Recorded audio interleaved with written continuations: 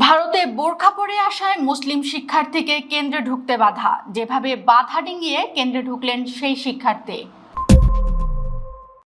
পরীক্ষার চেয়ে আমার কাছে বোরখা এবং আমার ধর্মীয় পরিচয়ই সবচেয়ে বড়। পরীক্ষা কেন্দ্রের গেটে দাঁড়িয়ে অবলীলায় এমন দৃঢ় উচ্চারণ করা এই সাহসী মুসলিম ছাত্রীর নাম কুলসুম বানু।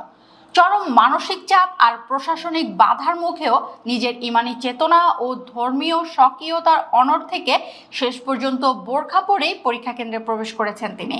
ভারতের রাজস্থানের আজমিরে সর্বভারতীয় মেডিকেল প্রবেশিকা পরীক্ষার পুনরুত্থাপনকে কেন্দ্র করে এই নজিরবিহীন ঘটনা ঘটে। জানা গেছে, প্রশ্ন ফাঁসের অভিযোগে বাতিল হওয়া গত 3 মের নিট পরীক্ষা ভারত জুড়ে পুনরায় অনুষ্ঠিত হচ্ছিল। বেওয়ার থেকে আজমিরের কেন্দ্রে পরীক্ষা দিতে এসেছিলেন কুলসুম বানু, কিন্তু পরীক্ষা কেন্দ্রের প্রবেশদ্বারে পৌঁছা মাত্রই নিরাপত্তার অজুহাতে তাকে চরম হেনস্থার শিকার হতে হয়।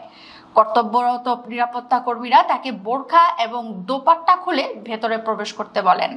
এমন অন্যায্য ও বৈষম্যমূলক নির্দেশনার সামনে মাথা নত করেননি কুলসুম। বোরখা খুলে পরীক্ষা দেওয়ার চেয়ে পরীক্ষা বর্জন করাকেই শ্রেয় মনে করেন এই শিক্ষার্থী। গণমাধ্যমের সামনে ক্ষোভ প্রকাশ করে কুলসুম বলেন, গত 3 মে যখন আমি পরীক্ষা দিয়েছিলাম তখনও আমি এই বোরখা এবং দোপাট্টা পরেই পরীক্ষা দিয়েছি।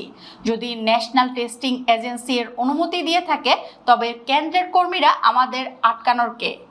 পরীক্ষা কেন্দ্রের বাইরে যখন এই নিয়ে উত্তেজনা ছড়িয়ে পড়ে তখন মেয়ের পাশে এসে শক্ত হয়ে দাঁড়ান তার পিতা মোহাম্মদ আলিম। তিনি ক্ষোভ প্রকাশ করে বলেন, এনটিএ এর নির্দেশিকায় 18 নম্বর ধারায় স্পষ্ট বলা আছে যে পরীক্ষার্থীরা ধর্মীয় পোশাক পরে অংশ নিতে পারবেন। আমরা কেন্দ্র কর্তৃপক্ষকে বলেছিলাম একজন নারী কর্মীকে ডেকে আলাদা করে নিয়ে গিয়ে নিয়ম মাফিক তল্লাশি করা হোক, কিন্তু তারা শুরুতে তা করতে অস্বীকার জানায়। তিনি স্পষ্ট জানিয়ে দেন, ধর্মীয় পোশাক পরতে না দিলে তার মেয়ে পরীক্ষায় অংশ নেবে না।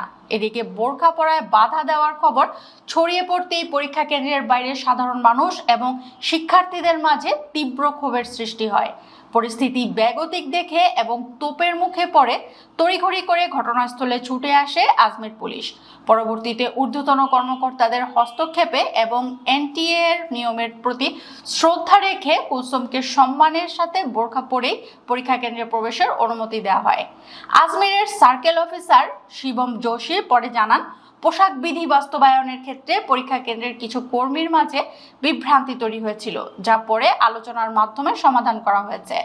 উল্লেখ্য, এনটিএ এর স্পষ্ট নির্দেশিকা রয়েছে যে হিজাব, বোরখা বা পাগড়ির মতো ধর্মীয় পোশাক পরে পরীক্ষা দেওয়া যাবে, তবে সেই ক্ষেত্রে পরীক্ষার্থীকে কিছুটা আগে কেন্দ্রে উপস্থিত হয়ে তল্লাশির প্রক্রিয়া সম্পূর্ণ করতে হবে।